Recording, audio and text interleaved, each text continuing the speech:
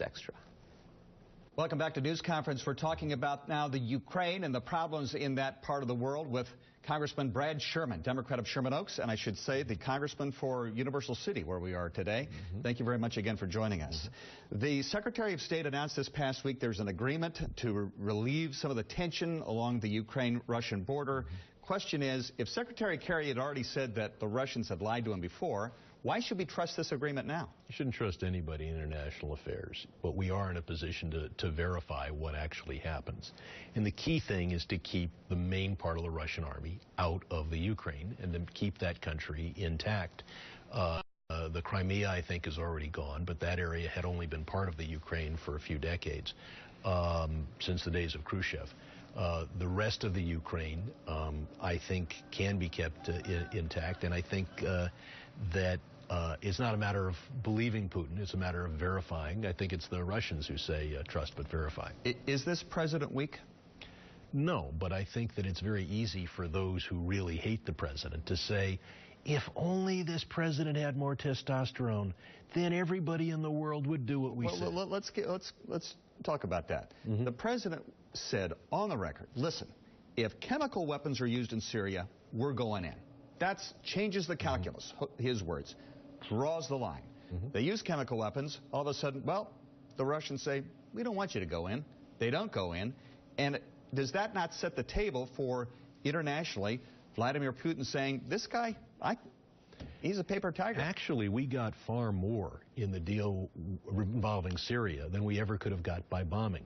If we had bombed, we would have bombed only for the purpose of preventing them from using their chemical weapons, but we wouldn't have dared bomb their chemical weapons. Now we're bringing over half the materials have been disabled, neutralized, or taken out of the country. So, but if that's true, why does the president make the statement in the first place, we're going to have a military response if they use chemical weapons? He didn't phrase it exactly that way. He said that we're drawing a line, that our purpose here, that the only thing we're willing to fight about is to prevent the use of chemical weapons, and we are now diffusing those chemical weapons to a far greater degree than any military action would have achieved. Are you satisfied with the effort at keeping the Iranian government from obtaining a nuclear weapon? I'm dissatisfied, but I'm less dissatisfied than I was with the prior president. We had no sanctions for 8 years. If people think this is male pattern baldness, no, this is me banging my head against the wall through 3 administrations, trying to get new sanctions laws passed that were blocked continuously by the last administration, trying to get the sanctions laws that we already have on the books enforced. It was only in 2011 that we started applying serious sanctions. We now have some hope of preventing Iran from developing a nuclear weapon. We didn't have any hope at all 5 years ago. The Israeli government has gone on the record saying they're very concerned about the deal that the United States has reached with the Iranian government. The fact is that before the agreement, Iran was moving quickly toward a nuclear weapon. Now that effort has not been frozen, but it's been slowed. We have 1 minute left. What should be the attitude towards the Syrian crisis? Should we get involved? We've got to be involved in a very limited way, first and foremost to provide humanitarian aid. One problem we have is that all the major forces there are people that we should not be helping. Assad, obviously, but also the most powerful of his opponents. So what do you do? Well, first you provide aid to those countries that are taking in refugees and to refugees on the ground.